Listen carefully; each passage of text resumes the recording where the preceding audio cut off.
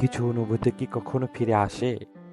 সেই প্রথম দেখা, প্রথম কথা কিংবা প্রথম ছোঁয়া? আমরা কি আসলে এগুলো ভুলে যাই?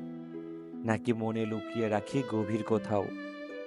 তোমার সেই হাসিটা এখনো কানে বাজে।